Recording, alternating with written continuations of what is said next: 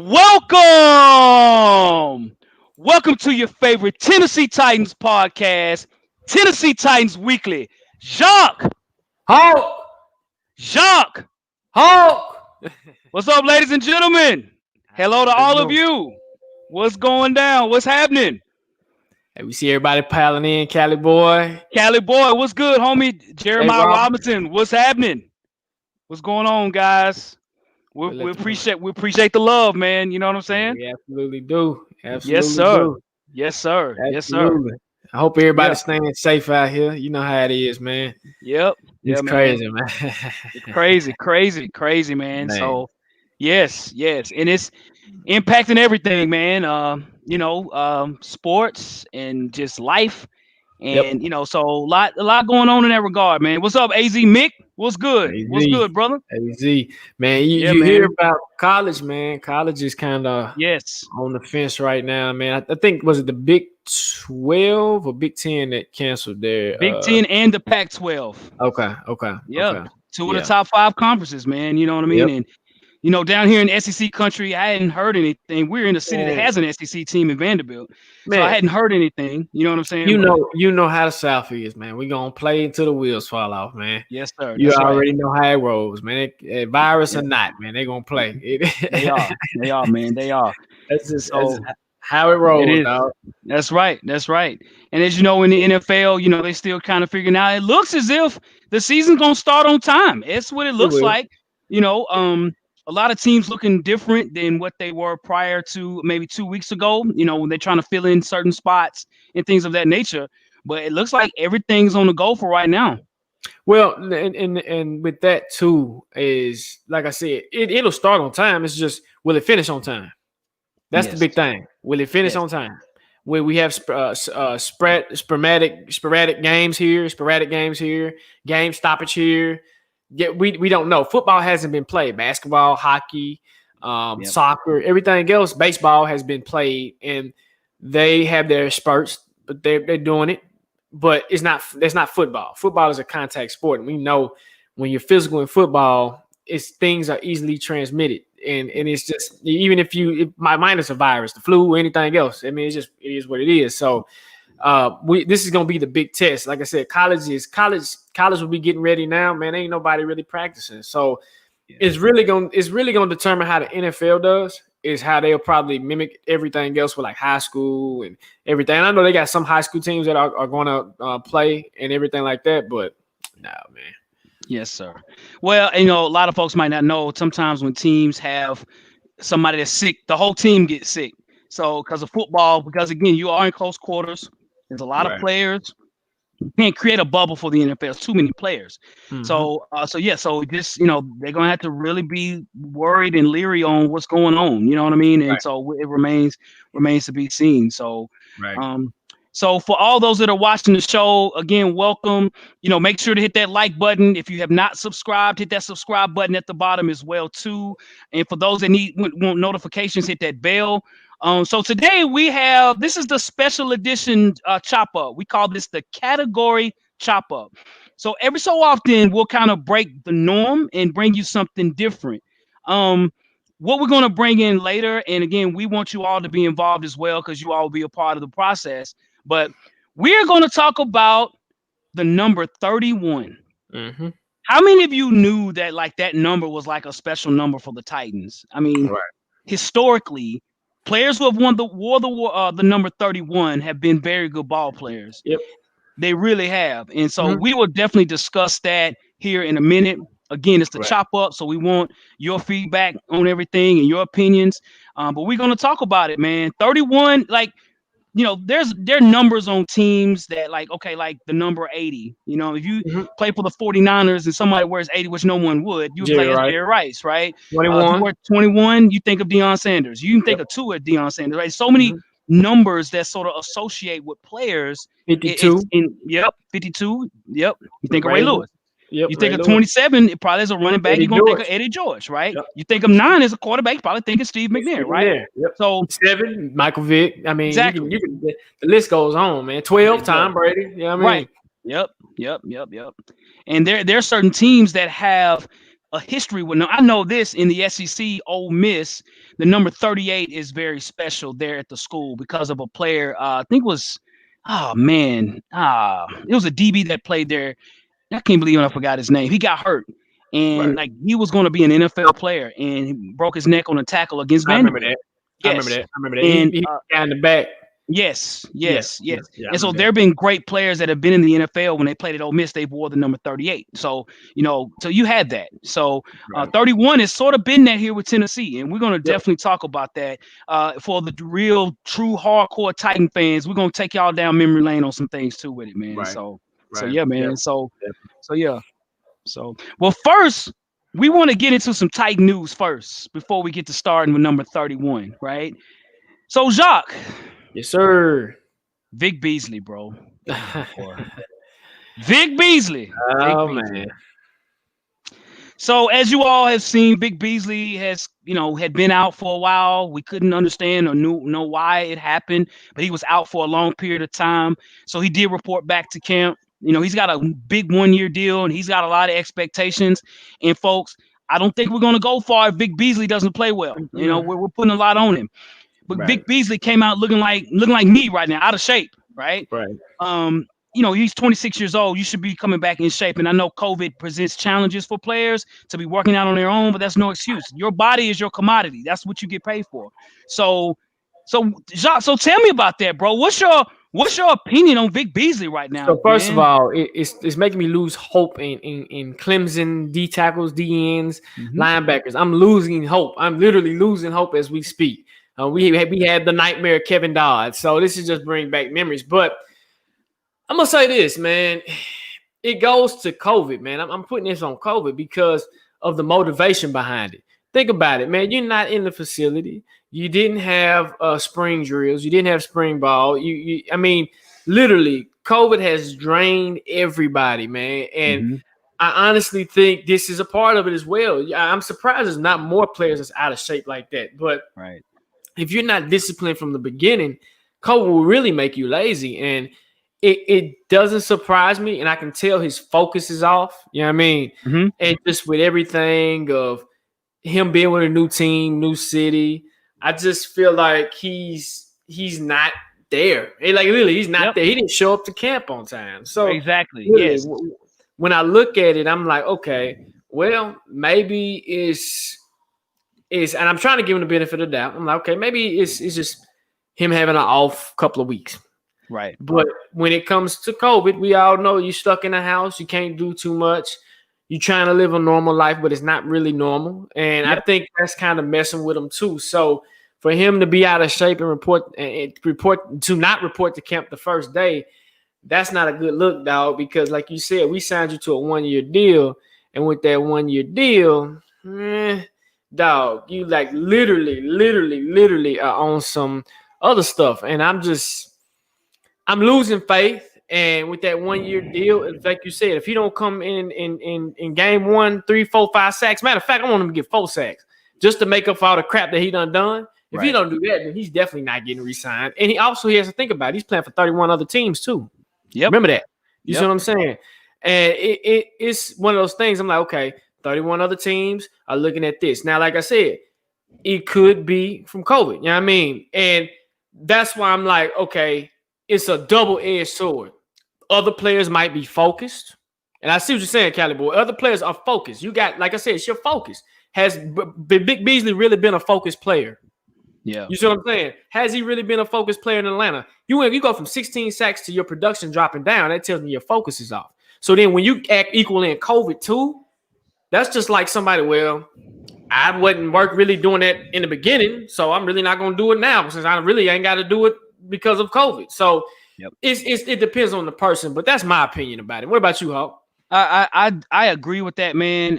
It lets me know that Vic Beasley is not taking things seriously, right? And so yes, COVID, right? He needs to be coming in shape the best that he can. And for those who haven't played football, don't understand that football shape is different than just any other sport. But you can't come in out of shape. You know what I'm saying? Nope. Clemson has had a history of players who are lax, especially on defensive players, man. It's unbelievable. And I mean, I can go on and on certain players. You know, I can list names of players that have had that. And, you know, Vic Beasley coming into the league, and even why he left, why they got him out of Atlanta was because of work ethic, right? Yep. How do you not pay a young guy that led the league in sacks just 3 years ago and just let him go like he's nothing, right? So for Vic Beasley, I'm very disappointed, man. I am. Right. And not to be in, you failed the physical, bro. You failed the physical. And your job is to stay in shape, even if you're not in tip-top shape. Isaiah Wilson at 375 pounds is in shape enough to pass the physical. Vic Beasley, give or take 250, right? So I don't know, you know, Vic Beasley was, you know, riding and getting a new truck, got, you know, was playing basketball, all these different things, right? I'm not judging, man. You do what you want, right? But you got to come in with a mindset. That's like us going to a job that, you know, a brand new job, and we come in and we're sleeping on the desk. Right? Or, you know, it's the dress attire is business casual and you coming in with a t-shirt. Bro, that's not gonna cut it. So he has put himself in a hole. Okay. Now I actually think he's gonna be okay. That's the other part of this, because he is talented, but he's gonna have to come in from the expectation of fans. He's going to come in balling, man. That's just what it is. He's gonna have to. Like, he's gonna have to. I mean, literally, like, it's just one of those things. It's like, come on, man. You literally are professional. You know what I mean? And Vrabel, and Vrabel's a man. I mean, he's a man against men. I mean, literally, Vrabel can snap him back into shape, but Vrabel has that motivation to do it. Can his magic work this time? Hopefully, because if he can snap him back, hey, you get him back into shape, hey, we got us something. But I mean, just imagine that money we paid him. That's money we got stored aside. We could have paid other players, and we'll talk about that in a minute. Yes, sir. Even that's money that we can throw towards Clowney. I'm just saying, don't waste the spot. So definitely, man, definitely. So, Hawk, yes, we know the rookies have come to camp, and training camp is in full effect. We've been hearing rumblings about the rookies and first impressions and everything like that. What have you heard, man? What do you think about the rookies, man? So, Jacques, as you know, man, I know you've done this as well. You know, when the season starts, like camp starts, man, I go to camp. I go to the camps and I watch the players play. And it's always given me a good understanding of, you know, what's up, King Isaac? It's always given me an understanding as to what to look for. You know, I had called out many different things. Like when Jonnu was a rookie, I said he'd struggled as a rookie just based on what I saw in practice. And he did his rookie year, but I said he had ability. You know, I saw Derrick Henry early. You know, I was like, you know, this guy, he's a beast. He's got to learn the plays, like those things. So the disadvantage is that I'm not able to see it to make my own judgment. Now, from what I've heard and what I've seen on social media and even on the news, that Isaiah Wilson's actually playing pretty well. He looks like a big tree out there. Man, I mean, dude is huge. He wears 79, but it looks like it's 799, right? 7,999, right? The coach plays. What's up? So wait, Chris, the coach plays. What's going on, bro? So I've heard Isaiah Wilson has done very well. Another player that I've heard has done great, who's actually been the best from what I've heard, is Darrington Evans. Derrick Henry has made a comment about him. He said, this guy's come in, he's smart, he knows the plays, he's willing to learn.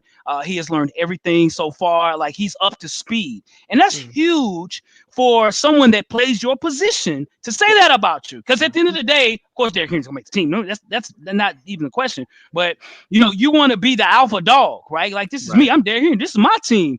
But you know, giving that compliment to his backup, a guy that plays his position, lets you know that, hey, Darrington Evans is doing all right. And it's a team first attitude that we have. So from what I've heard, I've seen some things on Christian Fulton. I've seen some things even on Chris Jackson so far. I've seen the little highlights of Cole McDonald. But from what I've heard, Isaiah Wilson, our first round pick, and our third round pick, Darrington Evans have done well, man. So what about for you, bro? Same. Al Pierce. I've heard, of course, the same thing. The big panda, they call him the panda. Literally, he's huge, is out there, is moving. And that's my thing is, if he can get his feet right, man, he can get smooth and fluid, man, we got us a hell of a right tackle, man. That is amazing. Darrington, it don't surprise me, man. I mean, like I said, these are team first smart guys that John Robertson brings up. Hey, what up, sus? They bring in literally team first guys. So that's my thing. That's why I'm like, okay, hey, Darrington coming in, and Derrick Henry's giving you praise, man, hey, you about to do some big things, dog. Big thing. I've seen a little highlights on Colt. Colt, I mean, he looks the part. I mean, he literally almost looks like a baby Tannehill out there. I'm literally like, okay, the uniform, man, you look like baby Tannehill. So it's one of those things, man. It's amazing. So, and Fulton, I've seen little things on Fulton here and there. Like you said, Chris Jackson. So it's hard to really gauge it because we're not there. It's not getting the pub like it usually gets from the media because I think the media is not really allowed in there. So it kind of sucks because it's like almost like closed off. So you really can't just judge it for yourself. And like you said, we go to the training camps. At least like I try to make one or two and see it for myself. But man, we got us some heat, man. We just got to get the other guys on board, man. Like literally, like the Vic Beasleys and try to bring Clowney in. And once we get those pieces together, man, I mean, we looking at Super Bowl, guys. Like people don't want the national media is not gonna say it. They don't want to. They don't want to see us get a Super Bowl. But the additions, they look professional. I mean, I'm just looking at the rookies. I'm like, man, they look like they fit. You know, you can tell when a rookie's a rookie. He looks like a rookie. Mm-hmm. But our players look like professionals. Like it's amazing. Like, and it's just that's what John Robertson does, man. So no, man. Hey, I'm excited, man. It's just me too, man. Me too. With everything going on, I wish I would be there in person. But I mean, you know how everything is. I mean, that's right. Hey, shout out to three. Yeah, what's up, Derek Lager? What's going on, man? From the Colts, LP. I see you, bro. 333 Crypto. Also, Titan Anderson brought up a good point on his show about how the Chiefs are trying to pull Jadeveon Clowney because they know the Titans are that close to them too, man. I thought that was a very interesting point, man. Definitely. Yeah, very good point. TA. Yes, sir. That's a valid point, man. It is a valid point. It is a valid point. The Chiefs know right now, competition wise, they can count their competition. Like we got the Ravens and the Titans. Maybe the Steelers, maybe. You know what I mean? Yeah, but literally the Ravens and the Titans. We really got to watch them. And the Colts, because the Colts, like I said, people don't get Colts credit either. But like I said, Colts are a sneaky team. They can literally sneak in there and do something. So, no, definitely. Yeah. And LP, we haven't heard much about Laurel Murchison. So he asked about how Merch is doing. Not really sure. So I hadn't heard much, but we keep my eye on everything and see what it is and everything like that. So cool. So shout out to Jacques' sister on there as well. Yeah. So Cali boy, before we start, Hawk. No, I think that's probably a depth player. Did you hear about the signing we did, Wyatt Ray from Cleveland, where he played with Cleveland, I think last year? It's just a depth player, man. We still in for Clowney. We still here for Clowney. Yeah, we are, man. We are. Definitely. So we're now at the part of the show, man. Again, this is the category. Durka time. What's good, bro? This is the time that we're actually going to have the category chop up. Again, we want you all to be involved as well. So for those who might not know about a lot of the history of the Titans since we've been here, the number 31 has been worn by some of the best defensive players that we had on the team. And in particular, we're going to discuss that right now. That's the biggest purpose of the show today, to give our fans an opportunity, man, to kind of see, hey, who was the best to ever wear the number 31? Okay. 31 has some history behind it with the Titans. Yes. And it seems like we've had several Pro Bowlers and all pros to wear the numbers. And then as well, we're going to break it up. So Jacques is going to have his top five. I'm going to have my top five. And we're going to break it up into three categories. The first, who was the best playmaker to wear the number 31 here with the Titans? Number two, who was the hardest hitter of the players that wore number 31? And last, who is the best overall player to ever wear the number 31 for the Tennessee Titans? Okay. So we've tagged Bernard, Pollard, Kevin Byard. We've tagged them all. So I don't know if they're on the show listening, but yeah. And also, people, this is not going to be the first. This is going to be first of many. Let me say this, because we have a lot of legendary numbers, not just the 31, but we got other numbers that we are really going to break down as well. But this is something that me and Hawk had just randomly talked about one day on the phone, and I was like, man, this will be a dope topic for the show, man. So definitely. So with further ado, Hawk, yes, sir. Let's do it. All right. So me and Jacques, I have no idea who he's picked for his top five. What we're gonna do, we're gonna start from number 5 to number 1 in each category. Okay. So the first category that we're gonna go, and what we'll do to y'all is we will detail as to who wore the number 31 that we are in question about. All right, so first we got Marcus Robinson, the former safety for the Titans. He played for the Houston Oilers. Yep. Played half his career with the Oilers and the other half of the Titans. Played some with Seattle as well at the end of his career. Next, you have Lance Schulters, who played half of his career with the 49ers, played 3 years with the Titans, played with the Miami Dolphins and the Atlanta Falcons too. Next, we got Cortland Finnegan, right? Finnegan played here for 6 years. Cortland Finnegan also played for the Rams. He played for the Panthers. He played there for several years in Miami too. He played there as well. Next, we got Bernard Pollard, who played for the Ravens, the Chiefs, the Texans, and played here for 2 seasons. And last, we got Kevin Byard, the current Tennessee Titans that's donning the number 31. So those are the players that we're going to discuss, okay? So for those that are true Titan fans, know these players and can understand what we're going to talk about, okay? All right, man. Hey, this is history, man. Like you said, true Titans fans, man. This is gonna be fun. This is really gonna be fun. Yes, it is. Yes, it is. So first, the category is playmaker. So Jacques, so we're gonna go again from 5 to 1. So out of those players, who would you label the 5th playmaker out of that list? So I'm gonna take Bernard Pollard. Okay. And why I'm saying Bernard Pollard, to me, Bernard Pollard wasn't a big playmaker. He kind of played his role, but we got him on the last cusp of his career. I mean, he had his best days when he was with the Ravens. Now, we know that defense with the Ravens, hell, they had Ray Lewis, Ed Reed. So when you have that conglomerate of just players, man, it makes you just hide. You can just play no paper. So, yes. For me, it's Bob Bernard Pollard. What about you? Man, dude, what about I totally agree with you in that regard. Bernard Pollard is my number 5 as far as playmakers. Bernard Pollard was a hitter, right? Didn't make a lot of interceptions. He made a lot of damn tackles, but not much of a playmaker per se. And I'll talk a bit more about this. I know a lot of people talk about the Baltimore Bernard Pollard. I think the Houston Bernard Pollard was the best of them, to be honest. Yes. But Pollard was a hitter, not much of a playmaker.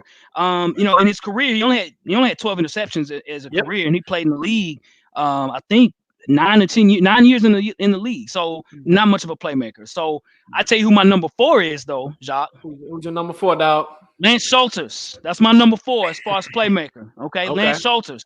So Lance Schulters, I felt, was very underrated here with the Titans. A lot of people don't bring his name up that much, man. But Lance Schulters was a decent playmaker.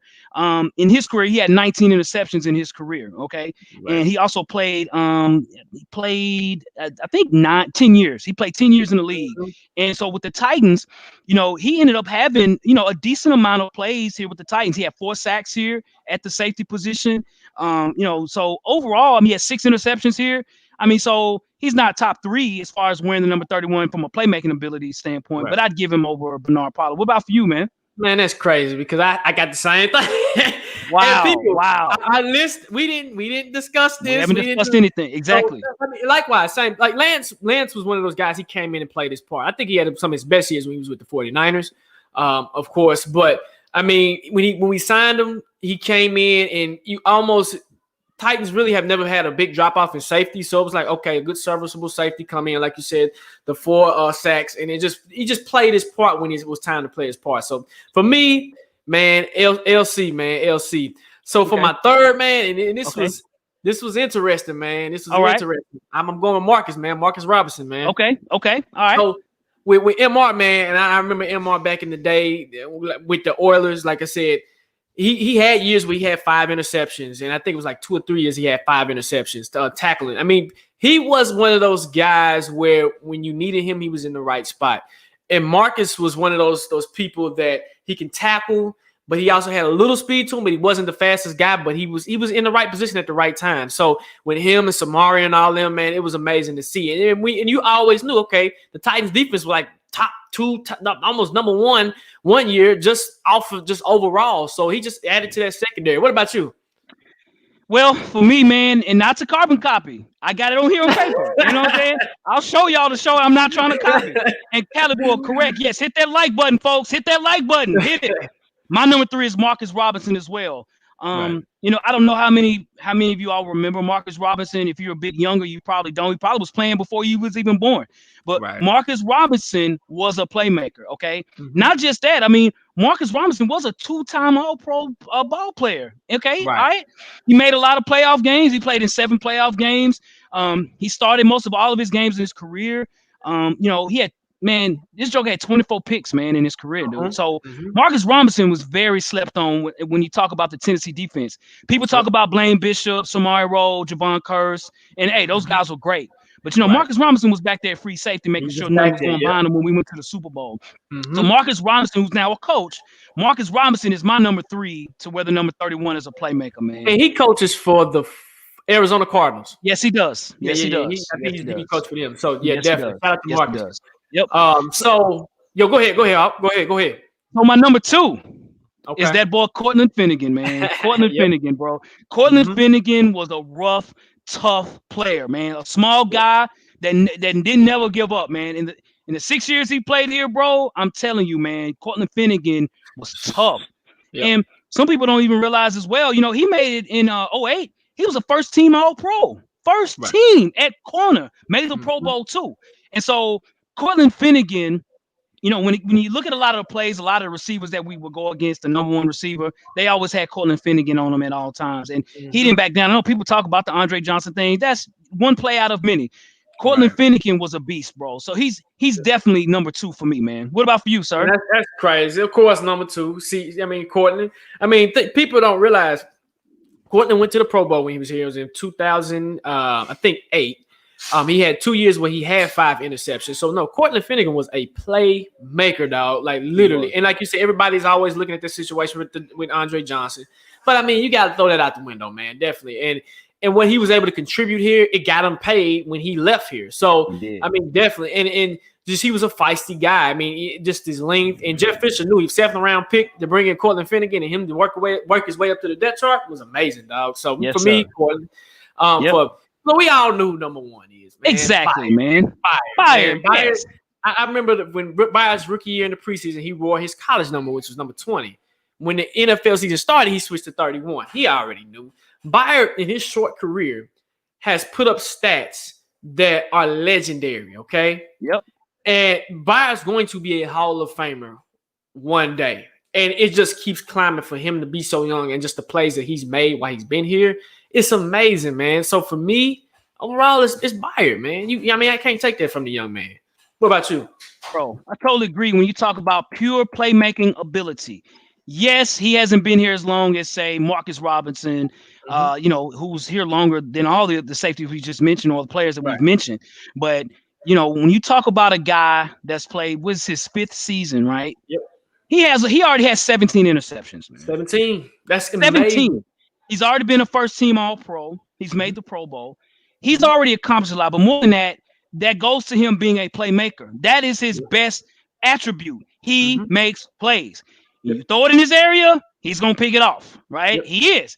He don't drop interceptions, okay? You have a lot of DBs that drop probably about 70% of their interceptions, and most DBs are wide receivers that cover. That's it, right? So, that can't catch. A receiver that can cover but can't catch. So, Kevin Byard, as far as in this category, as a playmaker, is the best playmaker that we've had here to wear that number 31, arguably top 3 in Titans history when you look at playmaking ability.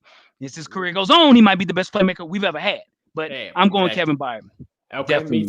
Me too. Yep. So, Hawk, we got our second category. Yes, the sir. The hardest hitter. Okay. Yep. So, for my short stint for my stint of playing football, I had one stint when I played safety. And we know if you've ever played safety, and Hawk, you've played safety, it can get boring at times, okay?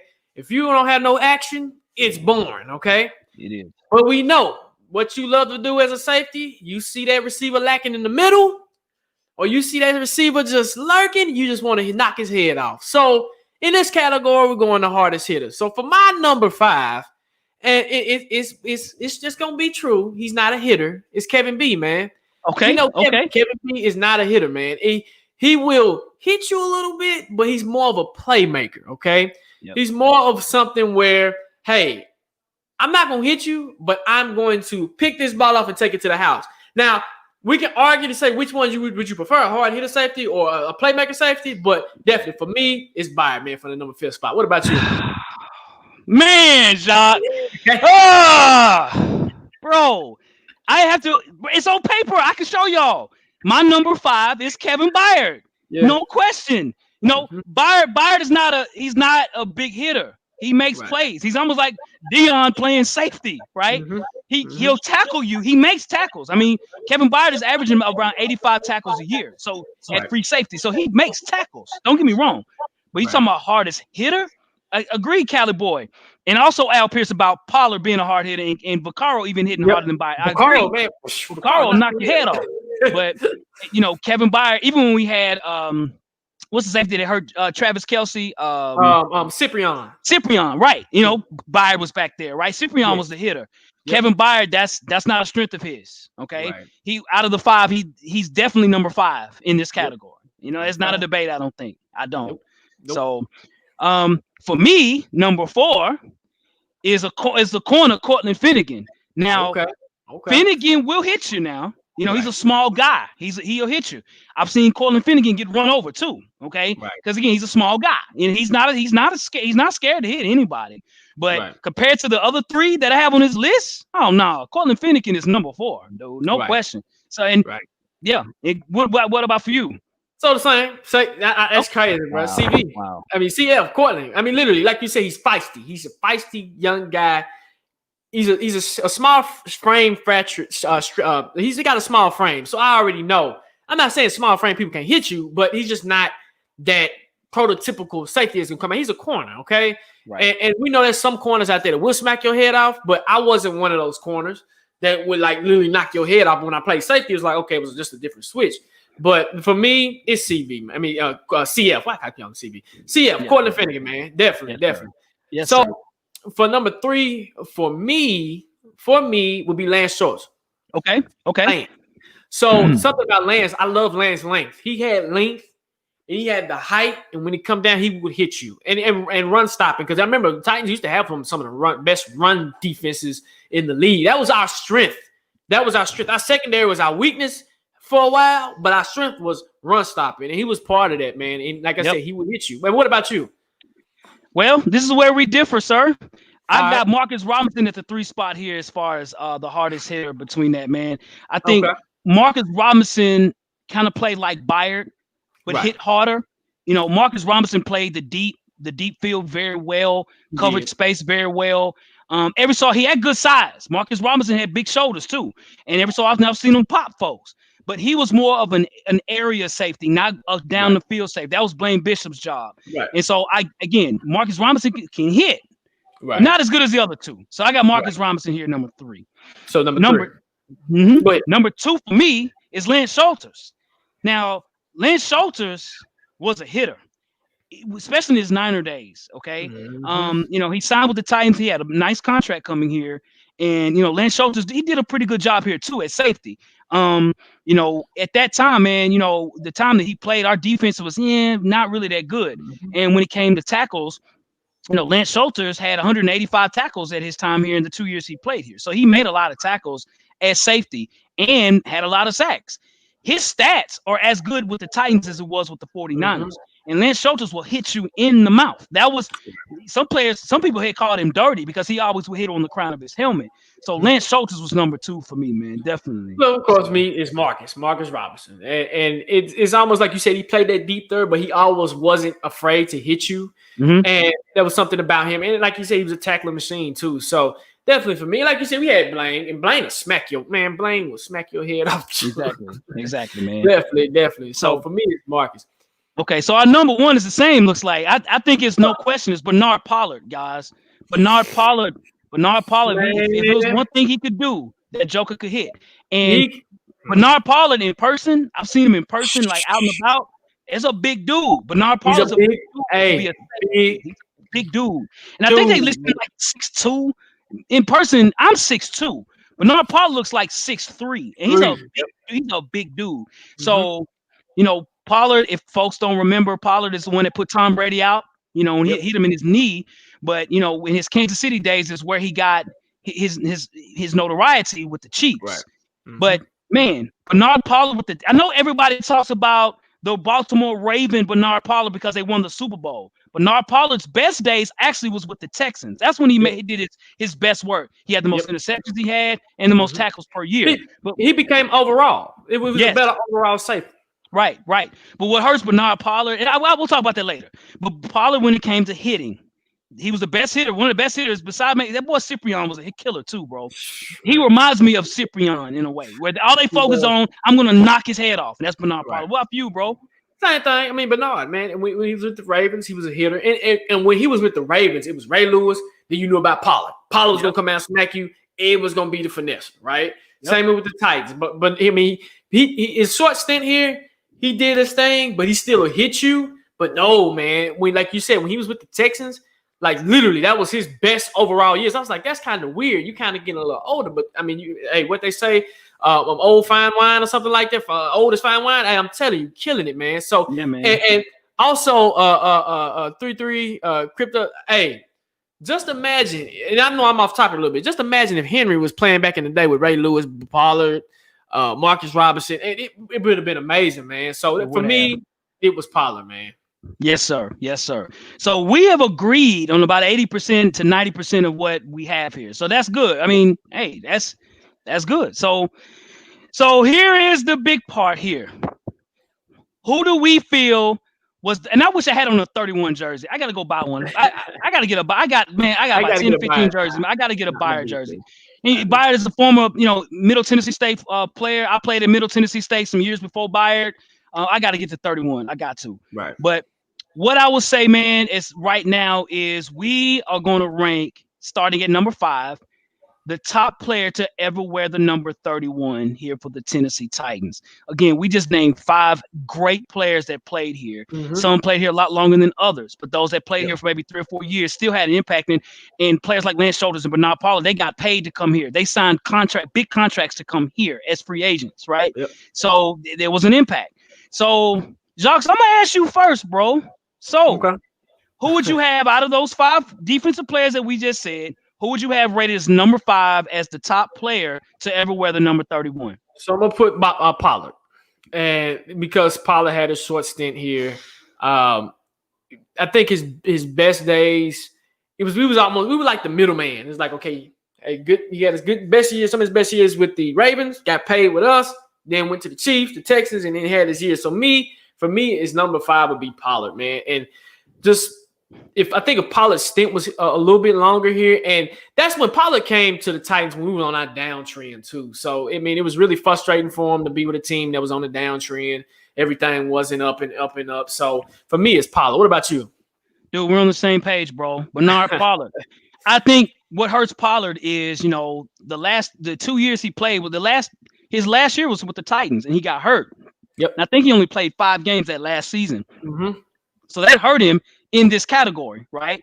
But yet and still, even if he was a full participant, like if we say, you had 2 or 3 full years, I still would have him at 5, really just based on playmaking ability, a combination of speed and all those different things all together. What Bernard Pollard did, he hit you in the mouth. But compared to other guys that were 31 here, this is just where I just think he'd be number 5. Again, he had a great career. I mean, I think Pollard got drafted very, very late. I know he played at Purdue. Yeah. You know what I'm saying? Hey, he was in the league, for 9 years. I mean, hey, if you're in the league at all, you're a good ball player, but you've been in for 9 years and you signed 2 big contracts, you're pretty good, man. So that's my number 5, man, overall. So my number 4 overall for the Tennessee Titans wearing the number 31 is Lance Schulters. Okay. So Lance Schulters and Bernard Pollard were very close in my opinion. But I think where the difference is Lance Schulters was more of a ball hawk than Bernard Pollard. But Bernard Pollard played down. Lance Schulters played a little bit of both, right? I mean, Lance Schulters had 19 interceptions in his career, okay? And, he played 35 games here with the Titans. And I think overall, Lance Schulters did very well in his time that he was here. Again, a lot of fans might not know Lance Schulters that much because there were years where we stunk when he was there, right? Mm-hmm. But Lance Schulters wore 31 pretty well. And he played 12 years in the league. 10 years in the league. I'm sorry. And so, that's what I think, man. I think he would be there. So what about for you, man? Shout out to TA, man. You funny. So for me, man, I promise people we didn't poach off each other's list, man. It's Lance Schultz, man. Lance Schulters, like you said, a lot of Titans fans don't know who he is. And with his short stint that he did with the Titans, like I said, I remember Schulters from the San Francisco days, man, doing this thing. When he came to the Titans, like I said, he was one of those teams that when we were on our downtrend, and he just really didn't stick out like that. So for me, it's Lance Schulters. I mean, like I said, when you compare speed, everything like that, it's Schulters. And I mean, I think if we would have did a little bit longer here, maybe, but I'm still number 4. So yes. For me, my number three is gonna be Marcus Robertson, man. Okay. So Marcus, all man, right. he was one of the longest, running safeties. He's arguably one of the best safeties we had. To wear number 31. With Robinson, like I said, he was a good contributor. Even with the Oilers, he was a good contributor. He had some of the best days. But for me, 31 is Marcus, man, and what he was able to do with the Titans with the Super Bowl years and having Samario to freaking everybody and Blaine Bishop back there. It was just a good team combination, man. So for me, if we talking about the best overall, yes, I can't give it to him right now. But if I'm gonna say team, hey, he was one of the best team players. So what about you? This is where we're different, sir. Okay. We're different here. All right. So my number 3, it might surprise some people, is Cortland Finnegan. He's my number 3. I like Finnegan a lot. I mean, hey, I'm still saying he's top 5, right? Of course, right? But I think overall, when I look at Finnegan, he played here for 6 years. He played great here. Came out of Sanford University, very small school in Alabama. I think overall Finnegan had a great career. Looking at what he did, again, a Pro Bowler, All Pro, he had that at least one time in his career, and he got paid when he left here. But the other two, I just think they have had a better career. I think they did better, had more. They've been more substantial here with the Titans than Finnegan, just by a little bit. So I give Finnegan number 3. So my number 2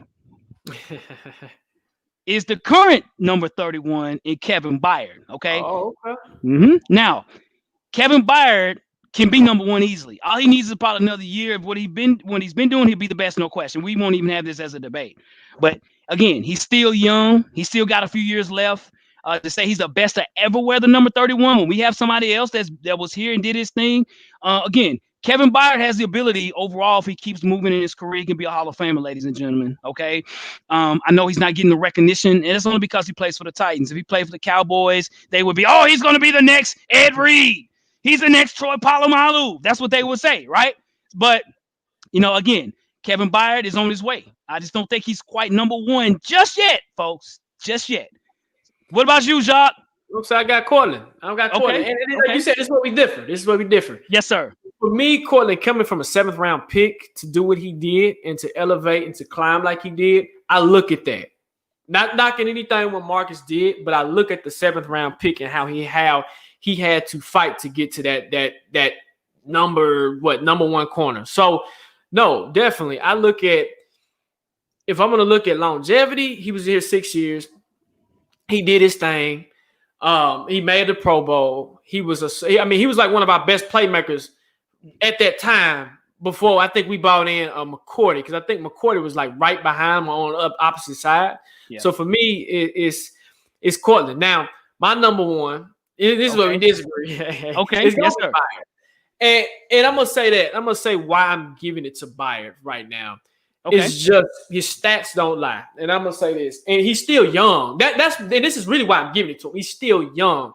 Right. Byard's work ethic is amazing, okay? I can't take nothing from Marcus Robertson. I can't take nothing from Cortland Finnegan. But what I see in Byard is I see this hunger.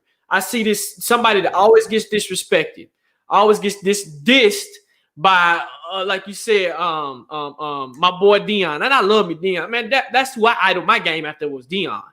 But what I look at, and Marcus Robertson he's a Titans. He's one of the first Titans, literally. He's a Titans legend. And when we're going to look at legends, he's a Titans legend. Literally, he was on that Super Bowl team. Yes, but what Byard is building for him to be young and him to put up the stats that he's putting up, I don't see no drop off. I don't see no drop off at all. And that's the scary part about this whole thing is I'm not just saying it because he's the new school. No, not by a long shot. I'm looking at this as, hey, he's only what, 25, 26, maybe 25? Yep. And he's only been in the league for 5 years and he has 17 interceptions. Come on, man. Yeah. That is ridiculous. It's ridiculous. It's ridiculous. Literally. I mean, like you said, Marcus has how many interceptions in his career? Was it 27? Marcus had 24 interceptions. Okay. Byard is how many? Literally. Like he got 9 interceptions in one damn near in what, second year? He got 4 interceptions in one game. Literally, his playmaking ability is crazy. And like you said, nobody has thrown in the middle. I remember I told you this. I said nobody is throwing deep middle because they know Byard is right there. So for me, hey, I'm going with Byard, man. For right now, the best ever wear 31 for right now, and just his career, he's still playing. He gonna be Ed Reed, baby. Hey, baby, Junior Ed Reed. Hey, bro, you bring man. Hey, it's hard to argue that, sir. It is, man. It is. So for me, hey, Alexa, who was the best to ever wear the number 31 for the Tennessee Titans? Sorry, I don't know that. I'd like to hear a few things I can do. No, Alexa, stop. All right, so so for me, is Marcus Robertson, okay? And it's close. Because Kevin Byard, all he needs is another year. He's got it, so it's done, right? But Marcus Robinson, man, the year we went to the Super Bowl, Marcus Robinson was an unbelievable playmaker. And a lot of times when the Titans got beat, they got beat on the corners, in particular Deron Jenkins, okay, back in the day, okay? And so Donald Mitchell had some struggles at times in the slot. Like, Samaro did his thing. Exactly, right. But Marcus Robinson held his own at free safety. Right. Marcus Robinson played 162 games for the Titans, bro. Okay. Now I know Kevin Byard's only played 64 with 17 interceptions. That's unfreaking believable, man. Like, where's the gen stats on that, right? That's like 1,000, right? But what I would say about Marcus Robinson, though, he had 24 picks, man, and he played a lot of playoff games for the Titans. He played a lot of meaningful games. Some of the most meaningful games that we've had, he's played. He was an All-Pro. One time he made first team All-Pro. So he made All-Pro 2 times in his career. Marcus Robinson was very underrated. And there might be Titan fans that have no idea who he is. No. But all I ask you to do is go Google him, right? You're gonna see half of the times he was with the Houston Oilers, and then he got moved when we moved to Tennessee. He played half of his career with the Titans. Okay, so the thing is, man, Marcus Robertson was a heck of a ball player. He roamed the field very well. He made a lot of plays. This joker has 795 tackles, bro, at safety. As for career, okay, that's insane. Okay, so that lets you know again he was very consistent. He did well, very underrated. A lot of people don't know much about him unless you've been a Titan fan for the longest. Even when he was with the Oilers, I mean, he got hurt as a rookie, and in his second year on, he started his whole career. So Marcus Robinson, for me, right now, is the number 1 player to have ever wore the number 31 as of today. Come to me in 2021, then I'll probably say Kevin Byard. Right. Yes. Right. I like it. I like it. Yes. Like I said, like you said, a lot of Titans fans. There's a lot of new Titans fans out there that they only know Kevin Byard and they don't know, like you said, the Lance Schultz, the Bernard Pollard, the Marcus Robinsons. They might know Cortland Finnegan, but just like a hair. So it's one of those things. People. We have more of this heat coming. I call it heat. We got more of this heat coming. And I hope. Do you think we should let them pick the next one, or? Yes. I've seen a mix. I see Kevin Byard's name more than anybody, and then I see Marcus Robinson as well. So I guess they're on the same page as we are. Who do you all think is the best Titan to ever wear the number 31? We'll give y'all a minute or two to answer. We'll post it on the screen here. Again, it's been a mix. I've seen a mix Okay. Antonio Partee, what's good? Mighty Hydra, 24. The Clanky Spoon, what's good, folks? So who do y'all think is the best to ever wear the number 31?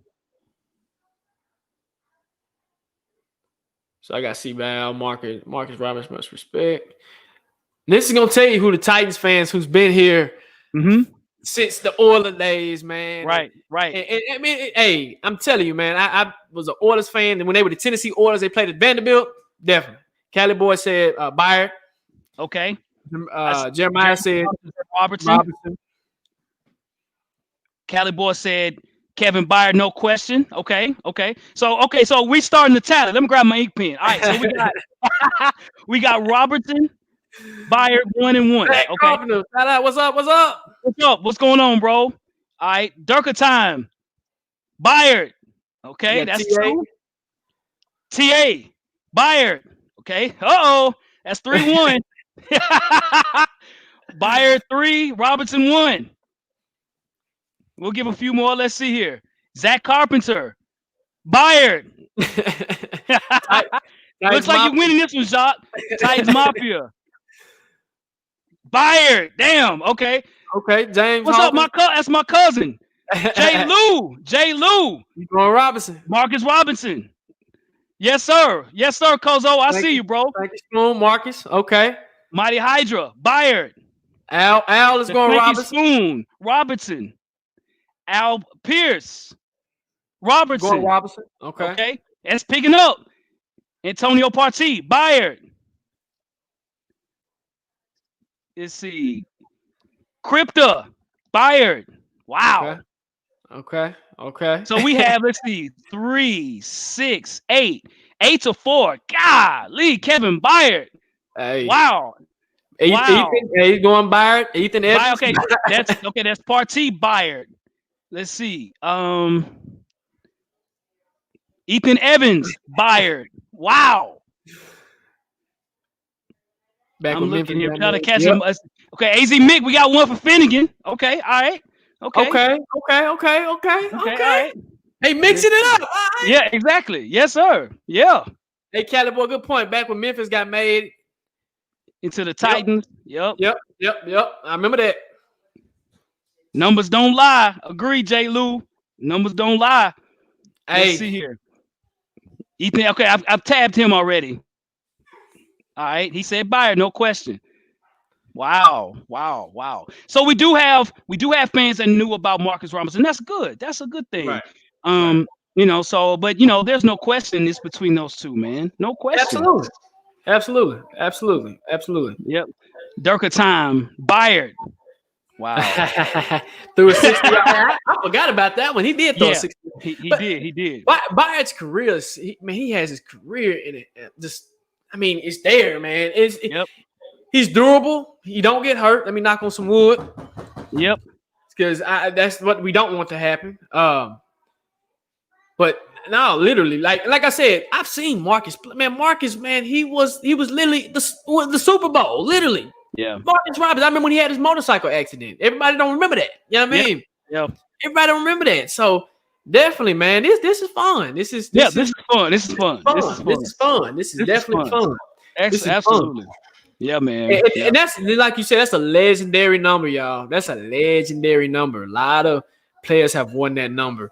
But we got a surprise on the next one because these shows, it's gonna be plenty of these shows that we gonna dig deep in, definitely.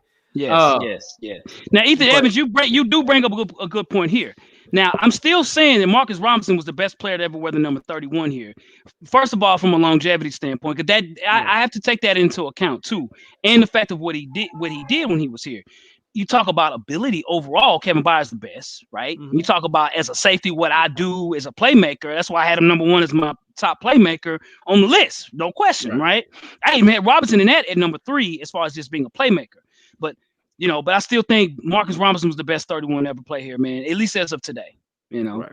So yeah. You'll change your mind this year. You'll change your mind. Hey, if I do, that means we're going to the Super Bowl, man. You'll change your mind. I hope so. Hey, y'all gonna change your mind this year, next year. Then when he hits 50 interceptions, and they stopped throwing to him. Yeah, okay, yeah, he and at that point he's almost the best Titan. Now that's gonna be that. The best Titan. We say that at the same time. The best Titan. Oh, the best Titan. Now, people, that's another show, but that's exactly. That's that's something you might need to tell your fellow Titans friends and pub it up somewhere, because that's gonna be a debate. A debate. That's a debate, man. That's a show. We gonna do that show. The best Titan, the best Tennessee Titan overall, man. Exactly. Not all of Tennessee Titan. Tennessee Titans, exactly. Yep. And folks, we got I'm trying to tell you all, we got some things coming up, guys. We really do. So just stay tuned. Stay tuned. We have some heat. We got some heat. It probably comes sooner than later. Sooner than later, we got some heat, guys. So we do. Like we do, man. Get ready, man. Get ready. We've been doing some looming, man. So it's going. So people, this is the time of the show. You guys get to ask us questions. Ask away, people. And we can keep this topic if y'all want to. It don't matter. Ask away. And we appreciate everybody playing the 31 game, man. You know what I mean? The category chop up. Right. Even Alexa got into the game. Titans Mafia said Marcus Robertson was. Let's see here. It says Marcus Robinson was cold, but he was. I respect him. But KB got Hall of Fame written all over him. As long as he stays healthy and keeps balling, I totally agree. Mm-hmm. He got out of my mouth in that one, man. Hey, he got the extension. I mean, he's here for 5 more years, literally. I mean, literally. And you know, for some reason, safeties can play forever. Like that's something about safeties. It's probably that part of the game. Like I said earlier in the show, playing safety, man, is almost one of those things. If you're not playing a pass-heavy quarterback and it's a run-heavy team, man, you're gonna be bored all day, man. Because your job is to stop anything from coming back here. That is your job all day. So it makes sense why corners and DBs can play for a long time without any just injuries, anything like that. So because even looking at Logan Ryan, he's trying to be a safety right now, right? Right. That's what he's trying to. He's smart. He's like, they ain't signing me for corner because I got, look, people giving Logan Ryan a hard time too. Like Titan fans, Logan Ryan was cold. Logan Ryan did his thing here. He struggled against the Chiefs. But he was a heck of a ball player, man. He was a heck of a ball player, man. He was. So Jeremiah Robinson, will Isaiah be able to fill Conklin's shoes? What you think, Hawk? It's hard for me to judge right now because I ain't seen him play. So I can't answer that right now. I have to see him play. Again, from what we've heard, he's done well, but I'm not sure at the moment. What about for you, Jacques? It's same. I like it's hard because I have to actually be at a training camp. The media is not there to like really just show us and pub it up like, hey, this is what's going on, this is what's the traction and everything like that. So if he can fix his limberness and get more limber and more quick and more light on his feet, then I can say yes. But for now, I really have to see. This is why it's so crucial to have a preseason, because since we don't have a preseason, you can't see what they do. So it's almost kind of scary because you got to plug him in day one to see what he kind of does. I mean, it sucks, man. It really sucks. It does. So my cousin Jay Lou, and as well too, man. My cousin's a music producer, man. If you're in the music, man, check out his artist Kid Cavi, Cavi. Check him out on YouTube, man. He's got music all over the place, man. So check him out. Definitely worth the listen. So Jay Lou, you're asking me who's my favorite Titan. I'm gonna point him out to you. I was that young man right there. That man right there. Steve McNair. Steve Latrell McNair from Mississippi. That guy right there, man. That's my favorite Titan of all time. No question about it. Steve McNair, man. What about for you, Jacques? I can't disagree. I was about to do the same thing, Hawk, and Steve. Literally. Like Steve made me, first of all, he made me want to wear the number 9 when I played Pee Wee. He made me want to play quarterback. He was durable. He was tough. I mean, you can never go out and meet a ball player that can have a bruised sternum and come out and play the second half and then win the game. Like Steve was amazing, man. And just to see what he was able to do for the Titans. And then when we left, when he left, man, it was a bittersweet thing when he went to the Ravens. And out of all teams, he went to the Ravens. I'm like, literally, like the Ravens. Come on, man. Like, I literally hated the Ravens. Yes. You have a hatred for them now, but I really had a hatred for the Ravens back in the day, man. Like literally, it was some of those games, man, when the championship game, when I think it was the playoff game where Ray Lewis took the ball from Eddie, and man, I was hurt, man. I was hurt. I was devastated, dog. Like I cried. I ain't gonna lie, I cried, man. I was like, yes, sir. I was like, I can't believe it. So no, for me, it's Steve, man. Steve McNair, exactly. And Jacques, I shared this story with you, man, a while ago about Steve McNair when he actually was going to Baltimore. Y'all, this is a true story. At the airport, the weekend that he was going to the Ravens, I was on the same airplane as Steve McNair, and I was going to D.C. and he was going to Baltimore. But the airplane flew into Baltimore, and I drove to D.C. And we were in line together, and I was like, I gotta talk to him. It's Steve McNair. I gotta talk to this guy.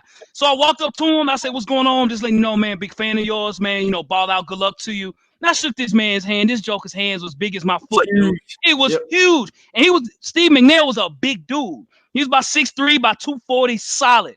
And so it's like, wow, like I couldn't believe I met him in person and had a chance to talk to him at the Nashville International Airport. So that was a really cool thing back then. And I didn't tell him you're my favorite player, but he was my favorite player, no question, man. Right. So let's see. You see a question you like, Jacques? These some good questions, man. Let me see. Oh, look at this right here, Zach Carpenter. So did Clowney's asking price, did it just raise because of what Vic Beasley just did? What you think, man? Ooh, Zach Carpenter, good question. I would say it gives him a better shot. It gives him, I mean, it almost pressed the Titans to be like, okay, we have to get him, literally. We have to get Clowney, like at all costs. We have to get, we signed, we talked about him earlier in the show. We just signed the defensive. Yeah, right. We just signed him. So to me, it doesn't really, I think that's more of depth because we got rid of Reggie Gilbert. But with Clowney's asking price, I would say that now the Titans have to go all in. Literally, they're going to have to go in because if Vic Beasley doesn't pan out, which is looking like, hey, dude, you have at least about another week or two to get your stuff together. And if you don't, hey, can we get some trade value for this fool or can we let him go? Well, I mean, what's the penalty if we let him go? No paper. At this point, you should have just opted out, and that way it would have saved us money. So it's almost like it's one of those things. It's like, okay, I see why y'all picked up Vic Beasley because of his potential, but sometimes when you pick up for potential, it can backfire on it. Right now, it's backfiring. So yes, the asking price, has been raised for Clowney, and we need to go get him tomorrow. Yes, facts. Yes, it has gone up. Damien was like, "Oh, okay. So you got Vic Beasley. That's your dude now. That's the guy that you got right now. That's the player that you want to have as your star DN. Do your thing. All right, cool. Hey, Cowboys, holla at your boy. Right. Baltimore, Kansas City. I'm here. Seattle, what's up? Yes. Right. Let's see. Was Music City Miracle legal? Did you see that, man? Yes, it was legal with an L. Yes, legal. Absolutely. I've seen the play a million times, man. It was a perfect play, dude. You can't draw no better than that, man. Absolutely.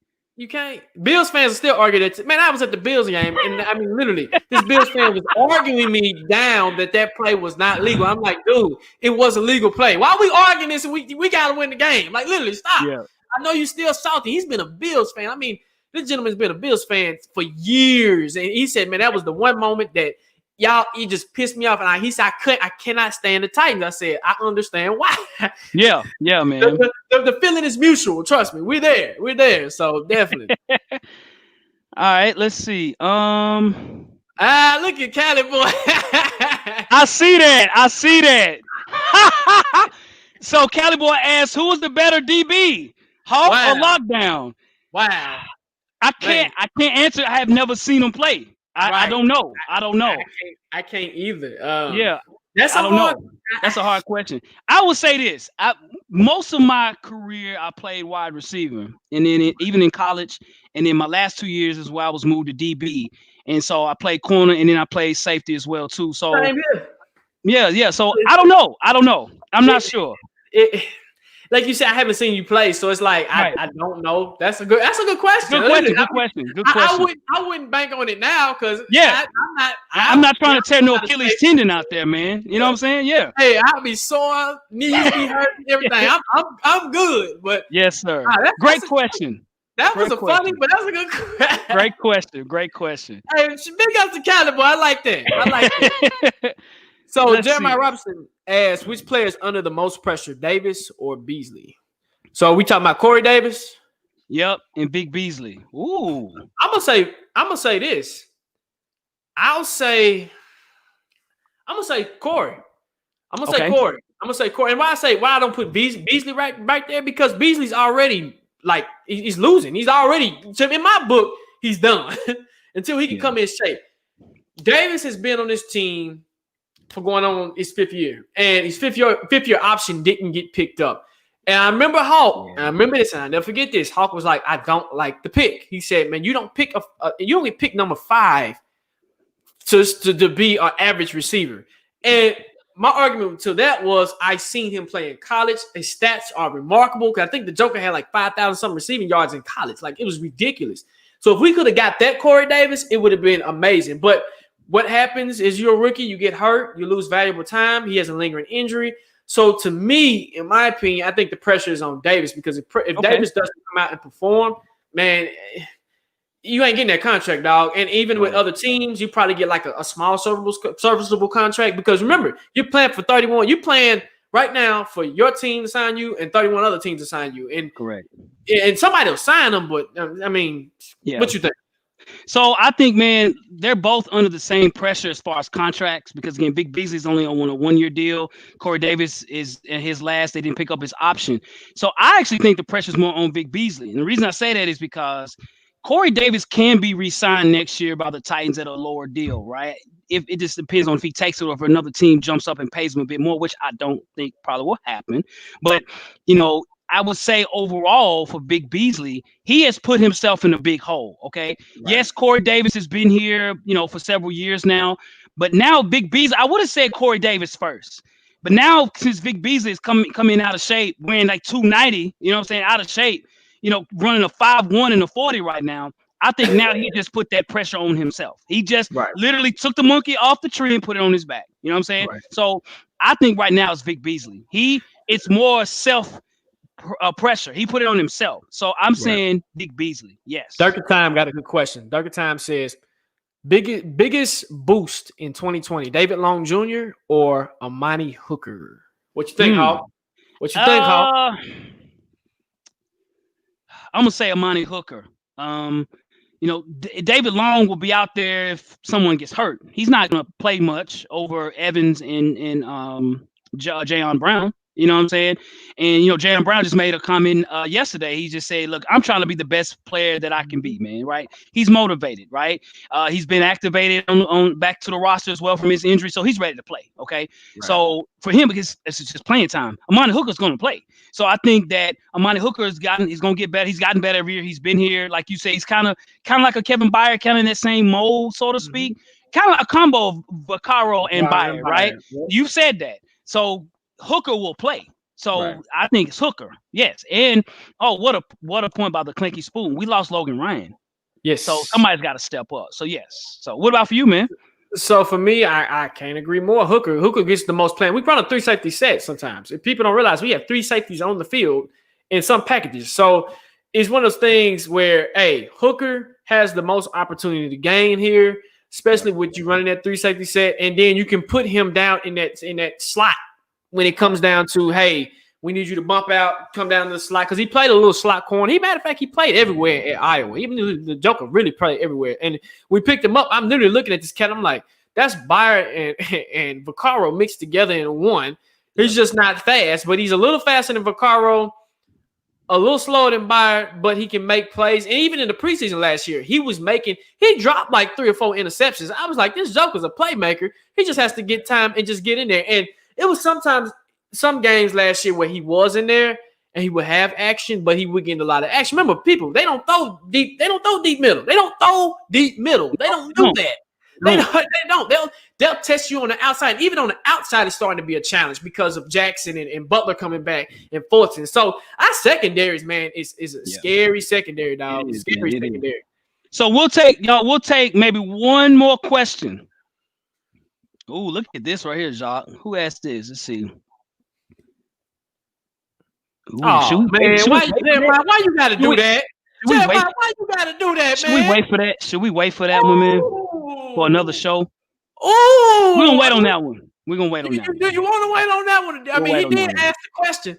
He did. I mean, we can give him a brief. And you can. You know what? No. We'll dedicate a show to that. Jeremiah. Big ups to Jeremiah. You just created a show, bro. No, we appreciate it. Yes, sir. Jeremiah, you created a show. That's gonna be a show. That's going to be. I have the answer. I know. I have I have my answer, but I'm not gonna say it yet. I got my answer.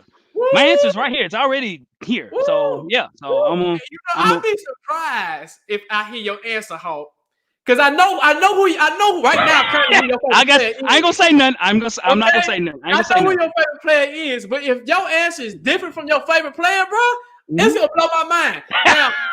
Now we probably might differ on this. People, this is gonna be a show.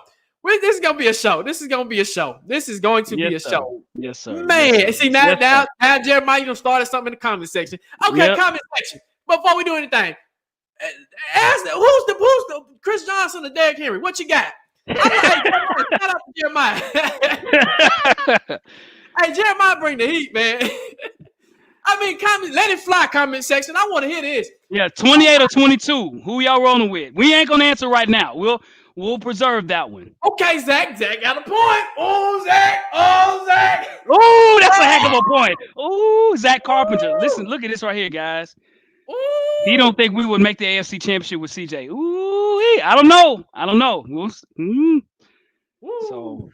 So he thinks Derrick Henry apparently here, right? Okay. So yeah. Okay. So okay. Yep. So, man, woo. Ooh, tighten my. Hey, it's coming. And look at Dave. Oh, okay. And he threw Eddie George in the mix. And he threw Eddie George in the mix. He did. Can't disrespect 27. Can't disrespect that man right here. You can't disrespect him. Hey, we got Frank Wycheck and Delaney Walker. Guys, okay. I like this. I like it. I like it. It's coming. It's coming. Ooh, that's a good too. Yep. Uh-oh, comment God. I see you. I see you. Yeah, I'm gonna wait on mine, man. I'm gonna wait on mine. That's it. Woo. Yeah, we're gonna wait. We're gonna wait. Today's the 31 show. We'll preserve and think it through. Believe that. People, this is what the national media disrespects the Titans organization on. Look at all the greats that we have in our organization. We've always cranked out great running backs, tight ends. Can't say quarterbacks because we can kind of count the quarterbacks, but literally, I mean, look at this. Cali Boys is bringing up. You're bringing the old and the new together, and it's just something that's amazing. And this is why the national media doesn't show us respect, and that's why we're here to bring this Titan greatness, man. Hey. All right, Mighty, how you right? This is too close, man. It's like you sitting there in a chair. Somebody got a gun in your head and they say, "Which one?" I'm like, "Oh man." Right. So, well, cool. Well, ladies and gentlemen, once again, we appreciate everybody joining into the chop up. We love doing the chop up, man. We love intermingling with you all. Again, you throw out questions, man. We'll put you on the spotlight here. You know what I'm saying? It's an opportunity for you to get your point across, to agree, disagree, to bring up points. Because a lot of times you guys bring up points, I'll be like, "Damn, that's a hell of a point, right?" That's a hell of a point, man. Yes, man. Yes, sir. So this is again a special edition show, the category chop up. We'll have some more category chop ups. Look like we'll have to do a running back, which we will do, and definitely got maybe the best Titan player to ever play here. So things are gonna bubble up. Again, we got other things coming too, so just be on the lookout, man. It's here. One question for the fans, and you can put this in the chat. Press 1 if you like these shows to be live when we do the category shows, or would you want them pre-recorded? Press 1 for live. Press 2 for pre-record. Yeah, that way we can kind of judge it, because that's something, man. I would like to hear. Okay, the ones are I knew the ones were gonna come in. No, come on, bring the ones, because okay, we got ones. So we got ones. Okay, we were gonna do it live. We gonna do it live, and what we'll do is we'll coordinate. We'll talk about it. We'll definitely talk about it. But no, I'm literally, you guys, please share, subscribe, cut your notification bells on. It's important because when we go live, we might have a random live show and you don't know. Cut your notification bells on. Share the show because we want to get more Titans fans in here to talk about things like this. So we can get the juices going because this is fun, man. I don't know if y'all having fun. I'm having fun, man. Having a ball. So definitely. Actually, okay, Darker Time. We'll do that. Okay. Yeah. We'll do that. We'll do that. We'll definitely do that. We'll definitely do that. Hey, good looking out. Yes, sir. But like I said, share, subscribe, tell your cousin, your auntie, your uncle, Facebook. Hey, tell any Titan fan on Facebook about the show. Let's pub it up. Because this is something I want people in here, and we got to get it going. Yes, sir. Absolutely, man. Absolutely. And for those that want to, we're on other platforms as well, on Instagram at Tennessee Titans Weekly. We're on Twitter at Titans Weekly 24/7. As well, you can email us at Tennessee Titans Weekly @gmail.com. Hey, we're around. We're here on YouTube. Hey, we even got some on Twitch.